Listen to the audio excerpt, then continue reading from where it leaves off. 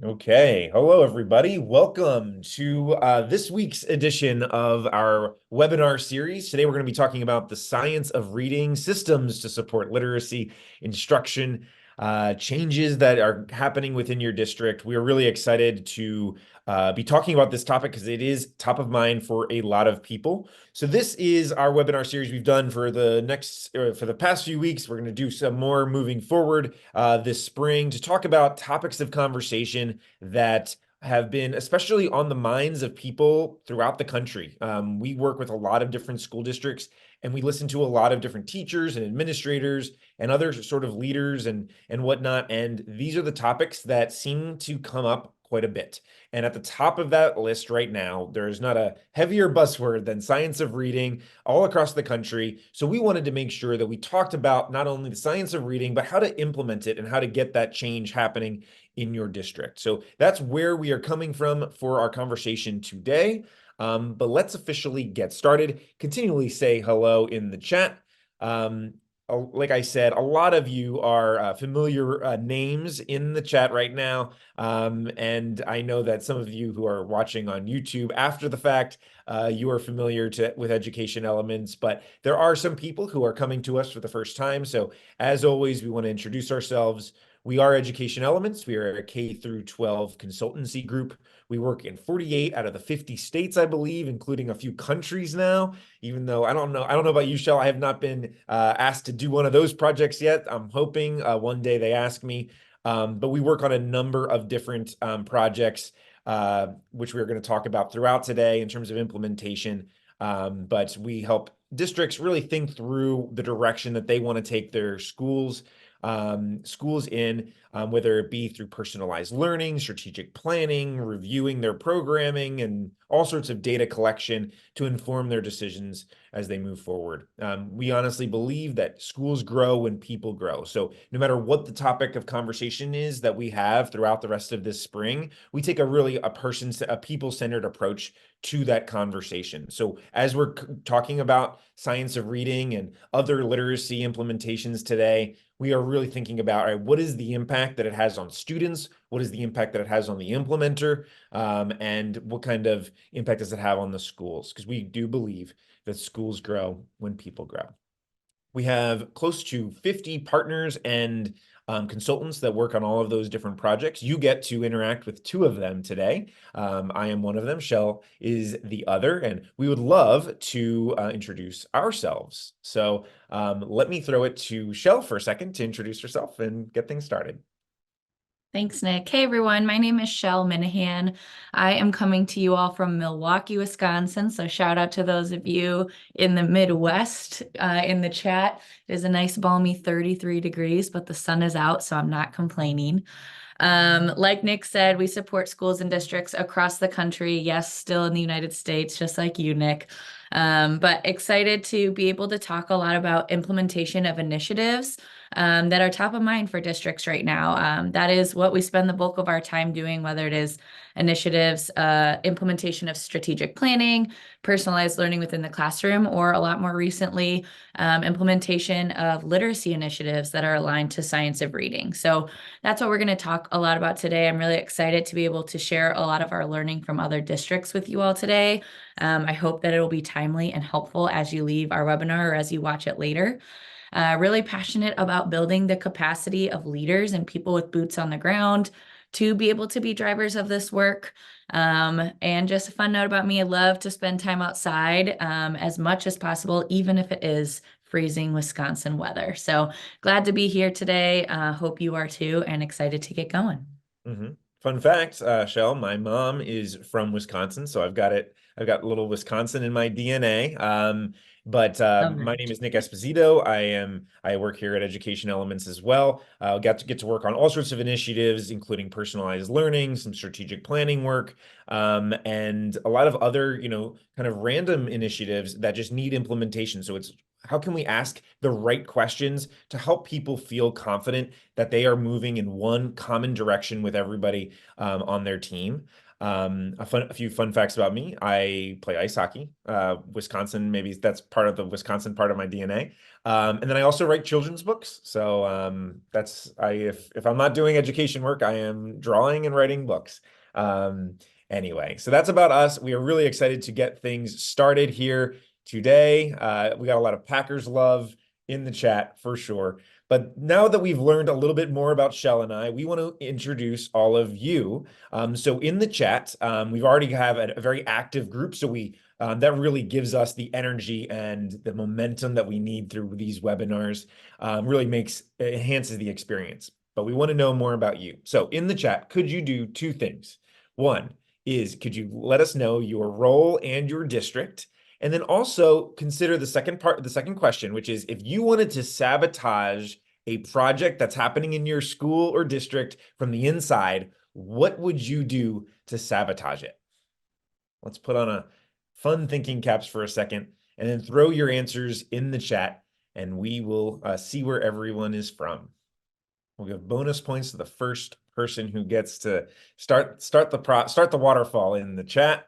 And that goes to Kelly. Thank you so much for getting us started. Unfortunately, the bonus points do not matter, kind of like whose line is it anyway. But we do give them to you, Kelly. Yes, putting people in jobs that they wouldn't succeed in. That is definitely something that we often run into for sure. Yes, making something a mandate kills innovation. Thank you, Stephanie. Stephanie, could you just remind us where you are from? Like what states or area? Ann is back from last week. Thank you, Ann, for joining us again. Minnesota once more. Going too fast. Yeah, the idea is that slow is smooth and smooth is fast sometimes. And sometimes we lose that idea as we are eager to just get the thing done. And that's not often how it works. Thank you, Stephanie. Welcome from Michigan. And then Jerry, support coordinator, sabotage. I would spread negativity about the project for sure. Oh, Roger, very good. Don't involve stakeholders. Shell, I feel like we're going to talk about that later today when it comes to this work. So thank you, Roger. We've got some North Carolina in the house. Undermine the team who is rolling out the project for sure. We are going to continue to put your answers in the chat, everybody. It helps us know where you're from because this is a conversation, as we will talk about a little bit later, that depends on where you are within the country. What implementation looks like, what what the state says about it and all of that. So it really helps us when you check in. And I hope that as we are thinking about what implementation can look like, we try really hard to do the opposite of these sabotages, and we're not the saboteurs that we are claiming to be at the moment. So once again, continue to roll in the chat, and we will get officially started right now. So I'm going to turn things over to Shell in just a second, but I wanted to reiterate as you're engaging in the chat, as Shell is sharing all of the great things she's about to share, please put a thumbs up or some sort of shout out, like let us know that something is resonating with you if it is, so that we know that that is like an area that you would like us to explore further. We like these webinars to be responsive, and that's why the chat is a really important function during our time together today. So I think that's all from the clerical things, Shell. I think it's ready for us to see how they feel about the science of reading. Awesome. Thanks, Nick. And we'll have it's not a pop quiz, it's more like a trivia. So there's no stakes at play here, but we're going to do a quick check with a few questions just to gauge your understanding of the science of reading and see who we've got in the room today. Know that any answers are great answers right now. There is no penalties here, but we just want to know where you're at with your understanding of the science of reading. So we're going to start really quick with a fist to 5 in the chat, a 0 to 5, to go ahead and gauge your current comfort level or understanding of the science of reading. So a 0 through 5 in the chat, 0 being I've never heard of it, 3 kind of in the middle, I've been learning on my own, but maybe couldn't explain to others. And the 5 means you want to take our spot and host this webinar. We got some answers in between, but if you all could just put a number in the chat really quick so we can kind of see where everybody's at coming into the session today. Got some threes, fours, a few ones in the chat. Awesome. Thanks for sharing that. Got a couple fours. Awesome. Got a three. Thanks for engaging with us today. We really appreciate that. Awesome. Continue to add those, but this is just a helpful note as we're about to dive into a quick overview or debrief of the science of reading, knowing that everybody's coming from different states where literacy initiatives or legislation is different. Maybe the way that states are going about supporting training is different. And so people are coming into this session at very different places. People might be watching this later, coming in from a 0 to a 5. And so we tried to gauge that as we start the webinar off today. So the next thing we're going to do is 3 questions. These are just kind of to spark some thinking, get us in the mindset of why this is important. So go ahead again. We're going to do 3 questions. You can put your answers into the chat and we will share the correct responses. So first question is, in 2022, roughly what percentage of 4th grade students met or exceeded the reading proficiency benchmark?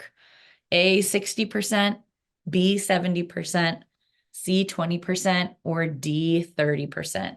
Go ahead and share those answers in the chat, and we will share the correct answer.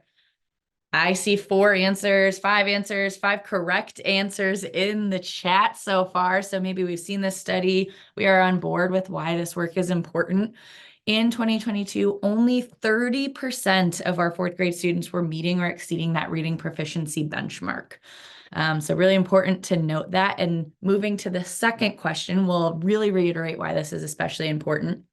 But our next question here is, what percent of students, regardless of their background, are cognitively capable of learning to read when they receive sufficient direct instruction on the foundational skills of reading? A, 50%, B, 75%, C, 95%, or D, 100%? Ooh, we got a little bit more of a mix in the chat today on this question. D, C, B, got 95, yep, for letter C. The answer here, and I really want you to be thinking about how this compares to that last question where only 32% were meeting or exceeding that benchmark, opposed to this answer, that is, the correct answer is C. 95% of students are cognitively capable of learning to read when they receive sufficient direct instruction on foundational skills of reading. So really thinking about that comparison and what is happening with that remaining 60% of students there. And one last question to get us going is a true or false question. The science of reading approach is mainly focused on phonics instruction and names that decoding is more important for comprehension than background knowledge. True or false? Got a little bit of a mix of answers here as well. Give you one more second to put those answers in the chat. Great. So the answer here is false, and we will dive into this in a few slides. But while phonics is a really important component to the science of reading approach, it is not more important for comprehension than background knowledge. We've got a little study and video to show you the why of that, or how important background knowledge is. But that is a really common misconception about the science of reading. It is that it is just phonics instruction. So we'll dive into that in a little bit. But let's go ahead and start with a brief overview of the science of reading. And one thing to name here again is that with everybody watching either later on today or those of you in our session today, coming from different states, you may have heard different or similar definitions. And so we tried to find one that encompassed the work that we do across states and districts today. And so let us know what's resonating with you. Let us know what questions you have as we move along. And then really thinking about the fact that today we're really trying to focus on implementation of this work, but starting with kind of some aligned or common definitions before we dive into some of that implementation work. So to get us started, a brief definition of the science of reading. would be that it's a body of research that includes insights from from multiple different disciplines. So that includes developmental psychology, educational psychology, cognitive science, and cognitive neuroscience. It identifies the best methods that help children learn to read, thinking about beginning steps in early elementary, really focused on the foundational skills, the beginning steps in spoken language, and then moving into being able to decode unfamiliar words to kind of start with that background knowledge, vocabulary, and language comprehension. Something that is often connected or tied to the science of reading, or the tenets of science of reading, would be the big six of literacy and these components that really play a huge role in the approach to the science of reading. And so we've got those listed here. They are oral language, phonological awareness, phonics, which I would emphasize the definition and the difference between those here because they are often interchanged while they are not the same thing. So phonological awareness would be an awareness of speech sounds, whereas phonemic awareness is the ability to identify and manipulate sounds. And then phonics, an instructional method that involves systematically matching sounds with letters that represent the sounds. And someone once told me to be able to kind of distinguish between phonological awareness and phonics. Phonological awareness is something you can do in the dark. You don't need to see anything to be able to do it, whereas phonics is actually doing the sounds with the letters and being able to match those pieces. So if that's helpful, take it with you. If it's not, toss it out. And then the other three for the big six of literacy would be vocabulary, fluency, and comprehension. Again, naming that it is not just about phonics. These other pieces are equally important. Moving on to the next slide, we're going to talk a little bit about an approach to instruction and the teaching of reading that is aligned to the science of reading. And so that is structured literacy. It is in opposition to other approaches that may not be aligned to the science of reading, such as balanced literacy, which you may or may not be familiar with. Structured literacy would be distinguished by the fact that it is systematic and cumulative, diagnostic, and explicit. The reason for these three components or these three tenets here would be that a lot of the research for the science of reading, a lot of the research about how the brain is processing things when we're reading has found that reading is an unnatural process. It does not happen naturally in the brain like some other things that we learn. And that's because there's three different representations of words in our brain, or three ways that we represent words in our brains. There is the meaning, there's the visual representation, and then there's the sound representation. With sound and meaning, our brain naturally connects those two. And so that's where speaking becomes a more natural process. Whereas the visual representation of words is not naturally connected to the sound or to the meaning. And so reading becomes an unnatural process that we have to teach really systematically, explicitly with our direct instruction. And that is where the structured literacy approach comes in. And so when we talk about systematic and cumulative within the methodology, this would mean the organization of the materials is following a logical order of language. And so this really comes in with our foundational skills and the order in which and the way in which we are teaching different sounds in the phonics, phonological awareness, and then tying that to the visual representation of those words and sounds. Diagnostic would refer to the way that teachers understand and are able to react to their students' learning process. So really making sure that we are constantly and continually assessing our students to be able to make in the moment changes to the way that we are instructing. And then finally, with explicit, this would mean teachers are clear and direct when teaching students new concepts, really making sure to put an emphasis on the new ways that we're learning so that the unnatural process can be learned for our students. Next slide we shared in here because we have heard that it is really a helpful way of kind of understanding the different components of what is happening when we are teaching students to read. And so this is the simple view of reading. Again, maybe some of you are familiar with it. If you are not, that is also okay. But when we talk about the simple view of reading, what's happening is that we are noticing reading comprehension as a product of two different factors. And those factors would be word recognition and language comprehension. And for those of you that are slightly more math-minded, you might be recognizing or noticing the idea that if one of these factors is missing, meaning that it would be replaced by a zero, overall, we would not be able to reach reading comprehension. Anything multiplied by zero would result in zero for that reading comprehension piece. So it is equally important to master the factor of word recognition as it is to master language comprehension to get us to that reading comprehension piece. And in the next slide is just a little bit more of an expanded view of this.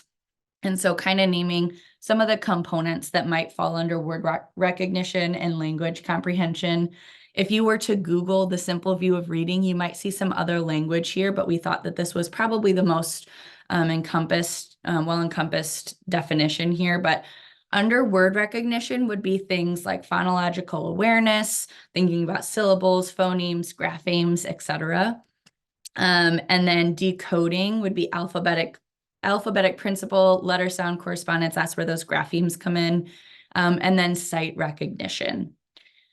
Under the other factor on the right for language comprehension would be background knowledge, vocabulary, language structures, verbal reasoning, and literacy knowledge as we start to move through the years of education. But I wanted to show this side-by-side view here of what happens or what the tenets of word recognition and language comprehension are to really emphasize the point that it is more than just phonics. Again, it is a common misconception. A lot of times when we're hearing the science of reading, a lot of people's brains automatically connect that to phonics.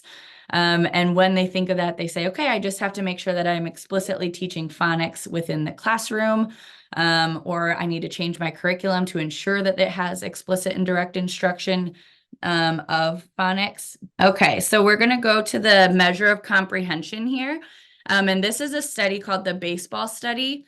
And this is showing the measure of comprehension and naming that it is more than just phonics. And so it's going to show an idea that background knowledge is a key component in language comprehension and reading comprehension. So we can go ahead and play the video. Recht and Leslie set out in 1988 to answer the question, how big of an impact does knowledge have on reading comprehension? And so they used the text, the baseball guys, and tested four groups of students on their reading comprehension of this text. And the four groups that they separated the students into were those with a high reading ability and a high knowledge of baseball, those with a high reading ability and a low knowledge of baseball, those with a low reading ability and high knowledge of baseball, those with a low reading ability and a low knowledge of baseball. And they tested them on both quantitative and qualitative measures, such as verbally retelling the story and reenacting it with figurines, among other things. What they found was that the high reading ability students with a high knowledge of baseball did about as well as was expected and outperformed the other students. However, the next highest performing group was not the students with high reading ability and low knowledge. It was the students with low reading ability and high knowledge. In this study, low reading ability was defined as having performed at the 30th percentile or lower on a standardized reading test, and high reading ability was defined as having performed at the 70th percentile or higher on a standardized reading test. So let that sink in for a second. The students who performed at 30th percentile or lower on a standardized test did significantly better on this measure of comprehension of this text than the students who had high reading ability and low knowledge of baseball. So what does that mean for us in the classroom? First of all, it shows us that knowledge of the topic had a much bigger impact on comprehension than reading ability did. And before you start to wonder, well, was it knowledge or was it their interest in the topic, another separate study was able to control for that and prove that it was knowledge that caused the students to do much better on this text and their comprehension. And also this study has been replicated several times since 1988 and has proven the same thing every time. Knowledge has a much bigger impact on comprehension than ability.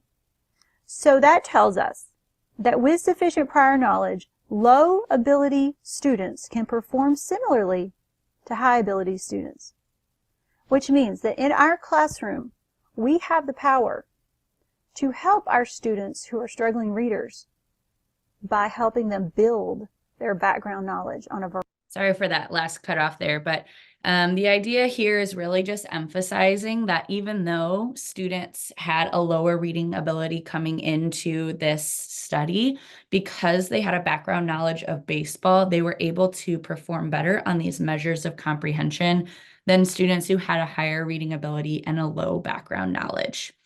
So the next slide is going to ask you to engage a little bit and share in the chat.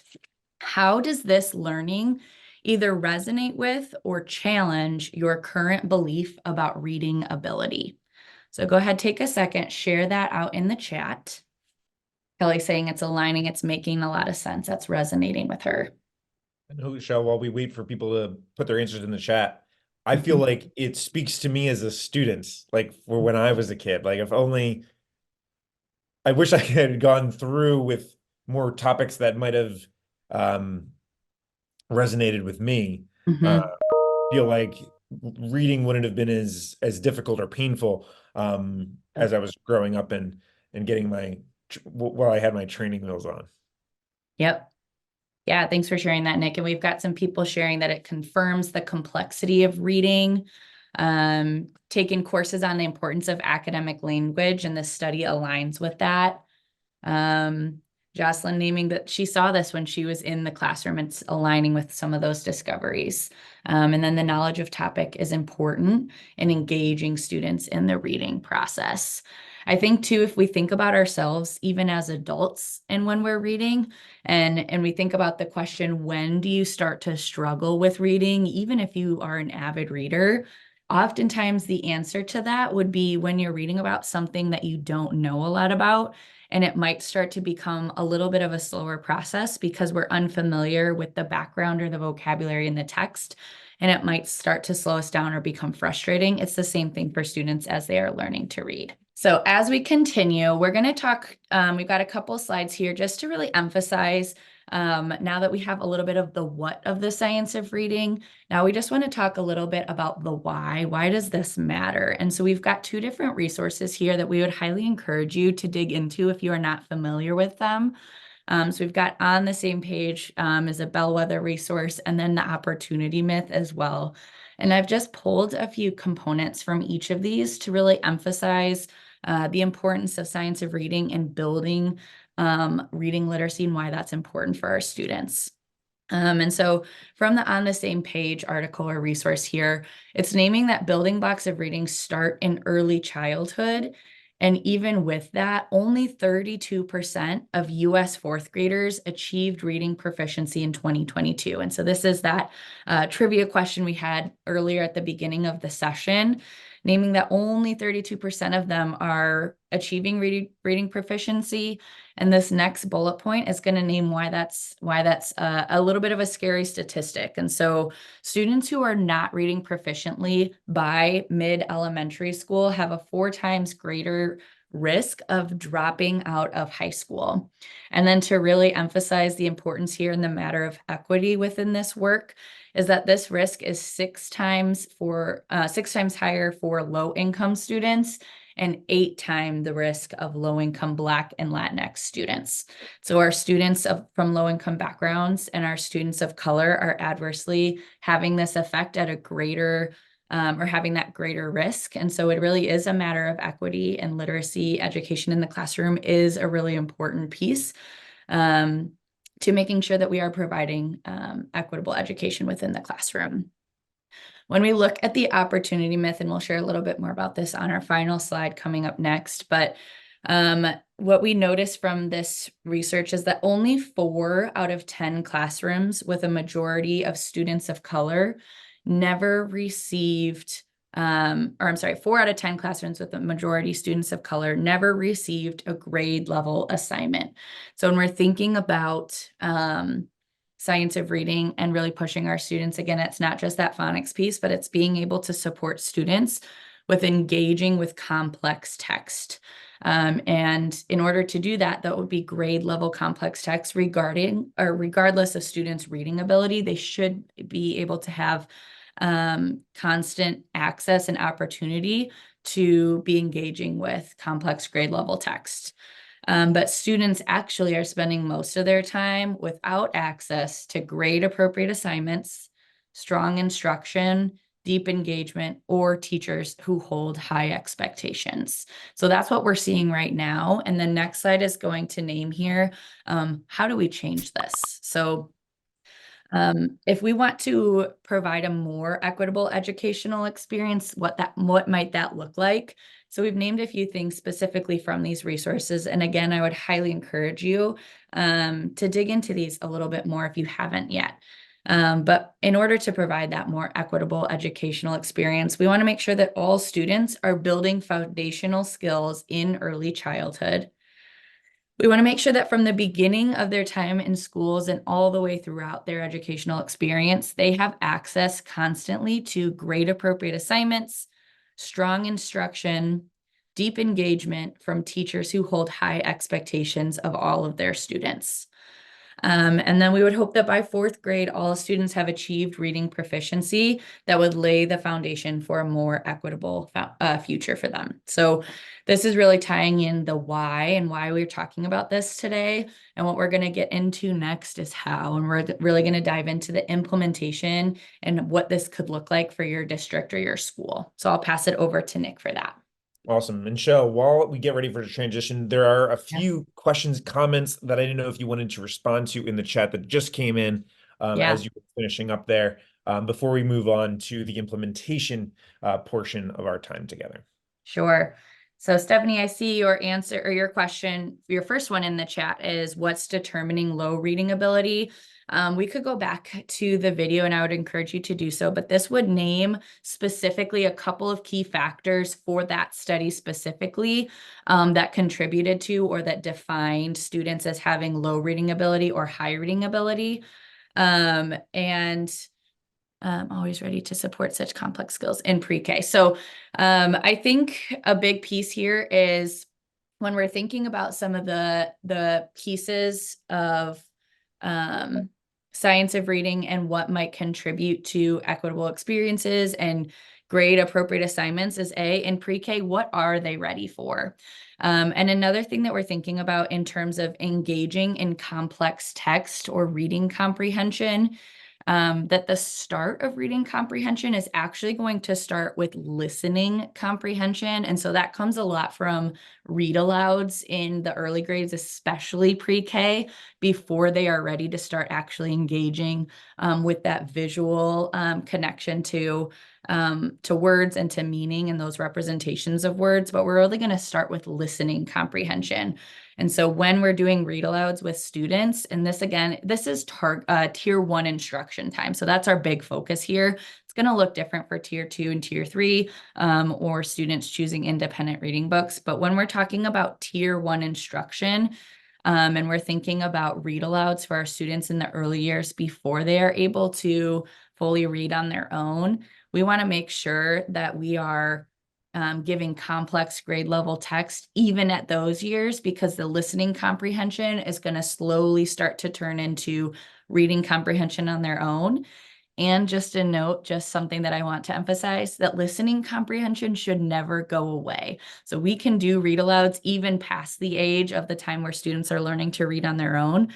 Listening comprehension with grade level complex text is always going to be something that supports students in their reading comprehension. And then I see one more. What's the narrative that's widely repeated? Parents can teach reading. How does this contribute to how we see our students as struggling readers?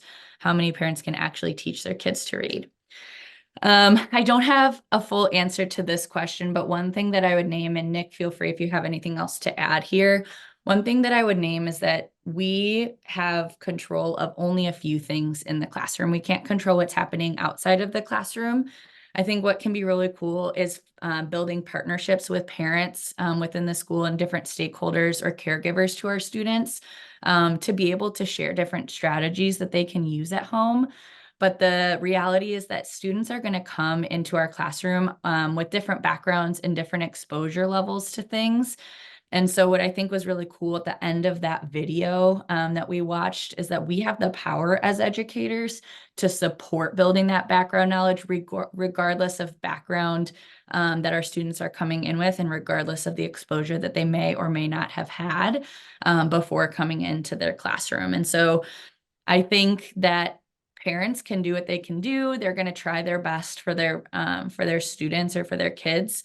And that we just have to recognize that as educators, that they're going to be coming to the classroom on different levels, and we can support them through tier 2 and tier 3 instruction, through things like building that background knowledge, building their vocabulary, using those as supports to help them to be able to engage in more complex reading activities. Thank you, Hopefully Shel. that was a good start. Oh yeah, go ahead, Nick. No, go for it. You finish I your was just thought. going to say, hopefully that was a good start to answering the question. Yep. Yes, sorry. I was just going to say I agree with what you were saying, and it reminds me of what I believe it was Roger in the check-in question about how do we sabotage a initiative or a project from getting going. And one of the people, I think it was Roger, was that we don't involve the stakeholders. So like, how do we make them make families partners in this work? It is one of the things that we try to focus on in any sort of implementation. And that is my good segue to our next portion of our time together, which is, okay, that's what science of reading is all about. But we also wanted to answer this other question, which is, how do you actually implement it? So yes, we're talking about the science of reading, but we're talking about any other sort of initiative as well. And what are some of the phases of work that we can focus on as we, get this off of the ground? So, Shel, in your experience, what have these phases looked like?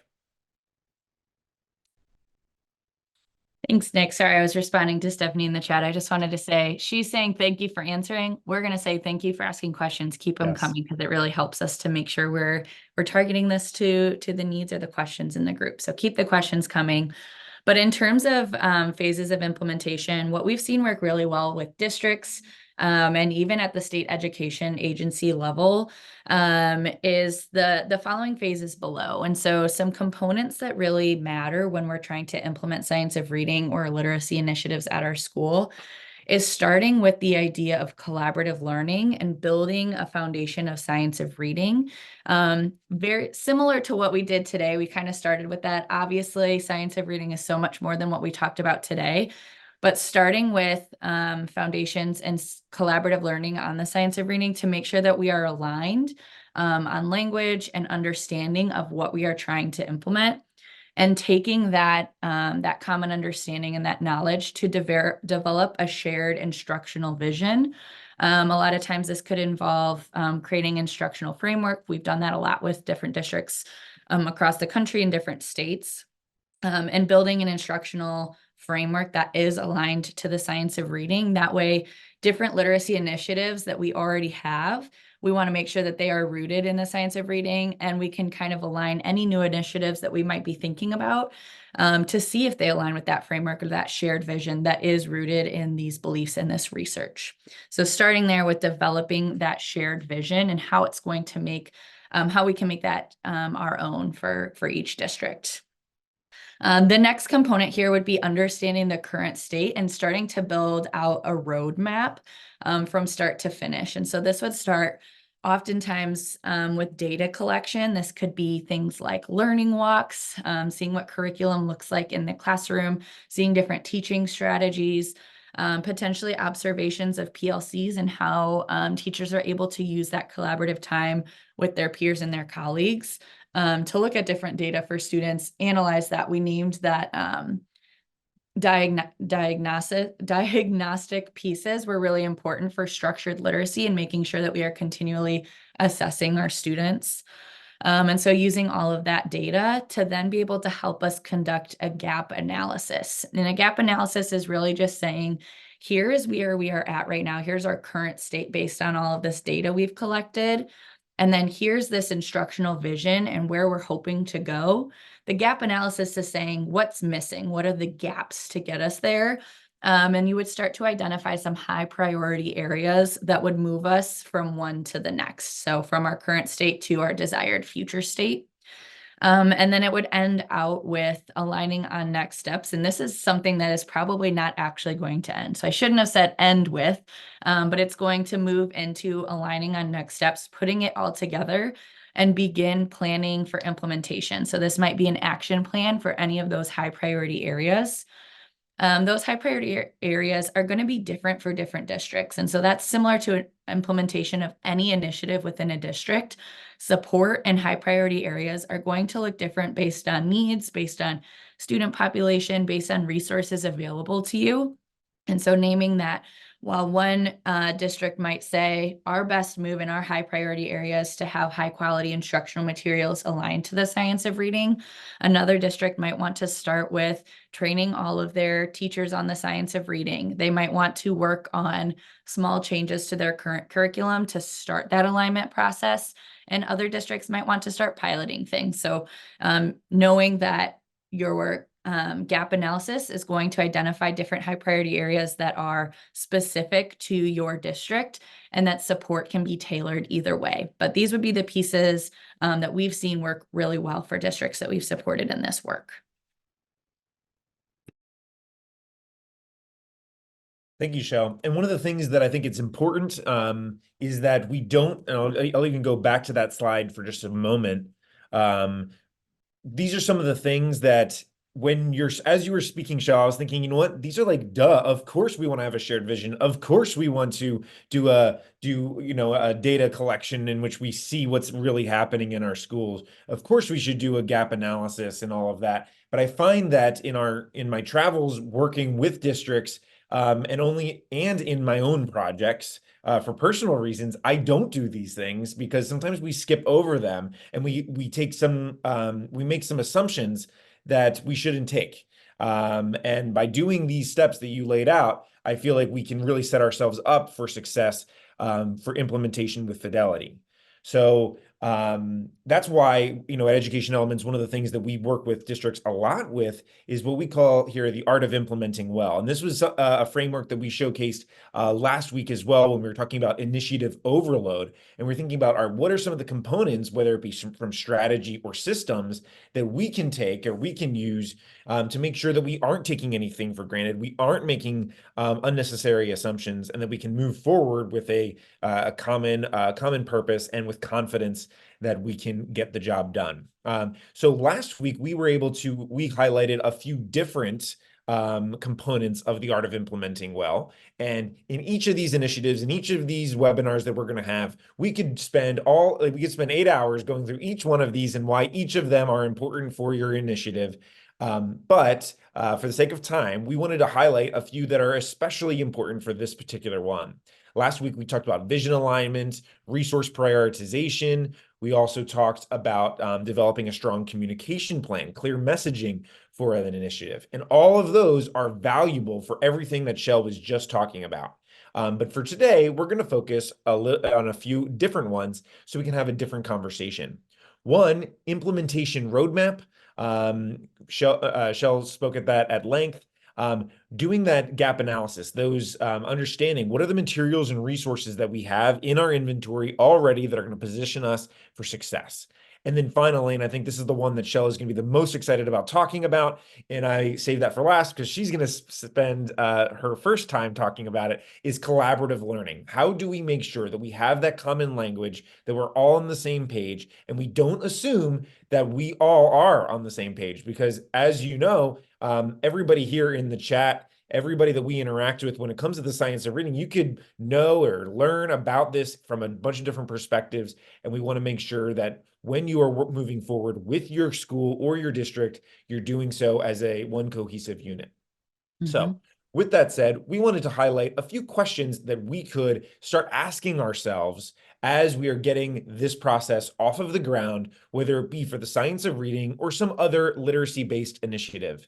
So, Shell, you don't need to necessarily read the questions here, but I want you to be able to speak to it because I know you're very passionate about this idea of collaborative learning when it comes to implementation of science of reading. Sure. Thanks, Nick. And I also want to call out, there's a question from Roger in the chat, and he's asking, what are some of the components or what are we seeing that's preventing districts from engaging in these initiatives? What are some particular challenges that districts are facing? I would say, I don't mean to toot our horn here, Nick, but I would say that some of the three that are on here were chosen not only because we see them as high priority components of implementing well, but also because we see them as challenges. I would say collaborative learning and making sure that we're all on the same page. People are coming into this initiative or this idea of science of reading on such different levels. Even on this call with the group of people we have here, we had so many different engagement levels. And the science of reading has been a buzzword. It has been something that has been really tricky for districts and states to navigate as legislation is changing. But knowing that collaborative learning and making sure that everybody's starting off with a base understanding or a foundation of understanding has been really, really important to combat some of those common misconceptions on what is science of reading and why is it important. That second piece is really, really, really important because we want to make sure that as we're moving into any initiative that we're trying to implement, that we are starting with stakeholder buy-in. Because if we don't have that, the initiative is going to fail. I think we saw that as a lot of you checked in today. What would you do to sabotage something? Either not including people, not giving them a task that lines up with the things that they're skilled at or excited about. We don't talk about the why and the research of why this is important. Those people are not going to have buy-in, and that's really, really important to get these initiatives off the ground and moving towards forward progress. I think another piece here would be materials and resources. I see that we have that here 2 times. The questions are different. The top one would on the right would be implementation roadmap. So we'll change that for you all. That's my apologies. No worries. But when we think about materials and resources, this might be, we have all this learning, we know what we're supposed to do, but we don't know how to make the things that we have work for us and align to the science of reading. And so as we named earlier, different ways that we can address some of the gaps we're seeing between the learning or the future state that we desire and our current state. Those things are going to be different for districts depending on what they already have or what they have access to be able to buy or bring into their district. And so really making sure that we are doing things thoughtfully and intentionally, such as auditing the current materials and also auditing the current practices that are happening within our district to make sure that they're aligned and take steps to get to where we want to be.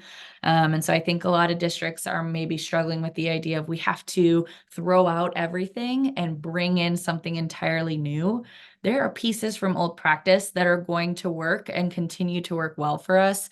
And there are small changes that we can make to make progress towards this change in the direction of literacy. It doesn't have to be a complete 180. And I think also making sure that our teachers feel supported. It's not just, okay, you have this learning, go ahead and do it. It's not just, oh, we even got you a new curriculum here, go ahead and implement it, but really making sure that the teachers and those with boots on the ground with our students have the support to be able to do all of the implementation tasks that are related to their role as teachers, that they have the support to do that.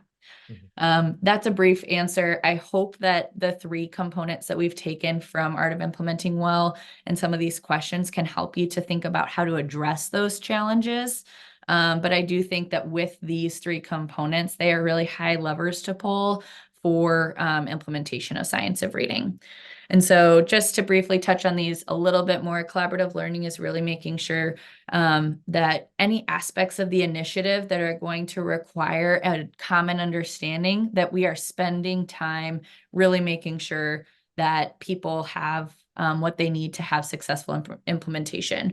We want to make sure that there is opportunity for collaboration across educators. So that would be times like PLCs or coaching meetings, things like that, where we can learn in collaboration with one another, that it doesn't feel like siloed learning, because we do really want to focus on coherence and a through line and vertical alignment with the work that we're doing.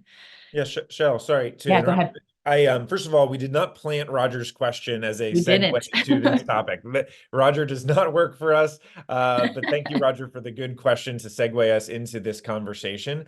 Um, but one thing that you hit on, Shell, you like took all of my post-it answers to that question because with your thorough response. But when it comes to collaborative learning, one of the places where I see it fail is like how, and this is for any initiative, are we creating those spaces for people to collaborate with one another? Because if you're a teacher by yourself and you're the only one in your building, maybe who's working on it, but there's another building that has a whole team with PLCs and dedicated space to have this conversation, it's a lot more difficult to get momentum. And not to yes, thank you. Yeah, we got to create that space. And sometimes the most effective thing that a school leader can do in order to create that space is do exactly what Shell said, which is actually audit what what are some structures and strategies that you already have in place, right? Is there a PLC time that already exists that we can add to this? It becomes a part of what we do. I think about going on a diet or whatever, right? You can just want to start eating healthfully, but if you don't actually make a plan, if you don't like do the meal prep or don't do the correct shopping, or you don't have like an accountability partner, it's going to be a lot more challenging to do it on your own and just hope that every single day you're going to make the right choices. Because in reality is, I know speaking for myself, if I don't do any sort of planning, it's not going to work for me, right? So if we can put the processes in place, create the space for, accountability, for innovation, for to discuss problems of practice and proof of concept, it really does help us go move forward. So Shel, thank you. That was collaborative learning. I know we're both passionate about that. And then it kind of segues us into materials and resources, where we want to make sure that we have those things in place, and that very often one thing that keeps a district from moving forward with an initiative is the overwhelming nature of like, well, if I do this, then I got to buy that, and I got to buy this training and buy. Okay, well, yes, but some of those things already exist within your building. What are those things? So that when you do choose to invest outside of your district, you are doing so with more intentionality. Shell, any other thoughts about materials and resources? No, I think that covers it. Nice. Cool. And then finally, and this is my fault with the not switching of the heading for the last one, is the implementation roadmap. And like we had talked about, right? If you're going to go on a diet, you should have a plan for like, what is the timeline? What are our goals and whatnot? And that's exactly what a project roadmap does. And that's a lot of the work that I know Shell and I do with districts right up front when we're starting an initiative, so that we know exactly what to expect. And then when you have the plan, you're then able to make moves based off of that plan moving forward. How does this play out in your work, Shell, and your travels? Yeah, I named in the chat, somebody had said, again, these really tie to the things that you might do to sabotage work moving forward or sabotage a project, is that you would go too fast. And so I named here in the chat that going slow to go fast is going to be a really big tool when we are planning for any implementation of an initiative. And that when we build out an implementation roadmap and we're really thoughtful about all of the different details that are going to go into any of the actions that have to take place, we think about what will we need in order to complete this? When do we want it to be done? Who can be an owner of this work? That there's a lot less room for error, or a lot less room for us to lose momentum, because everybody has an ownership piece of this and everybody knows their role. And that role might just be get people excited about this, implement this in your classroom, share this with parents, share this with the teachers, whatever your role might be, everybody is going to have a role. And when we know what that is and we're really specific about all of those nitty-gritty details, it's a lot harder for us to lose momentum, and we're going to keep the work moving forward. And so building out these implementation roadmaps, building out action plans that are as detailed as we can get without making it feel like we're diving too much into the details or getting held up by the details, is going to be something that's going to really support districts with keeping implementation moving. Mm-hmm.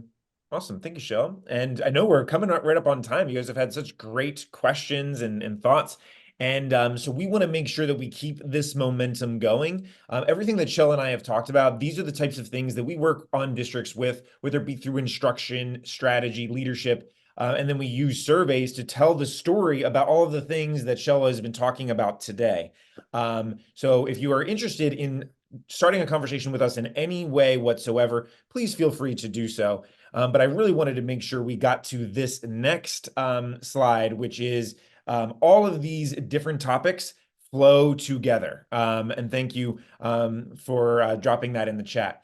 The idea, even like, we talked about what stands in our way of this type of initiative. Well, I would go back to our YouTube channel and check out our webinar from last time, which was initiative overload. What happens when we have so many initiatives and all the things that we want to do that Shell had talked about? Well, yeah, but we're doing that for this, and we're doing that for that, and we're doing it. Look, there's only so many collaborative times that we can create for teachers, right? So how do we do it in a way that is manageable? Check out that webinar. But then also consider joining us in a couple of weeks on April 11th. We're going to be talking about how change is difficult and what does that look like to have that like learning anxiety that districts often happen, and how can we create that manageable growth within a district. So for all the people who are beating the drum of slow is smooth and smooth is fast, that is what we're going to be talking about when we join each other next time. With that said, I want us to join us next time. Please email myself and Shell at edelements.com. Sign up for our webinars by taking a picture of the QR code. A lot of people from last week reached out to me via email, and it was awesome to have some good conversations about the topic. And I would love for us to do the same this week while we wait for our next webinar. I want to thank Shell for joining us and giving us so much thought. When I asked her, like, you got to come, Shell, I know you're so passionate about the science of reading. She didn't even bat an eye. She was down for it immediately. So we want to thank you for that. Shell, you can have the last word for today's session as we have people sign off. Yeah, thanks for having me here. It's a great way to just continue to spread this learning. I know that I've been learning a lot through this work. Excited to see science of reading continue to grow and to see students learning to read across the country. It's really exciting for me to be a part of this. So thanks for being here. Please keep in touch. We're happy to answer any and all questions that you have either on through the chat or send us an email. So thanks for being here. Thanks for having us. Hope you all have a great rest of your Thursday. Have a great day, everybody.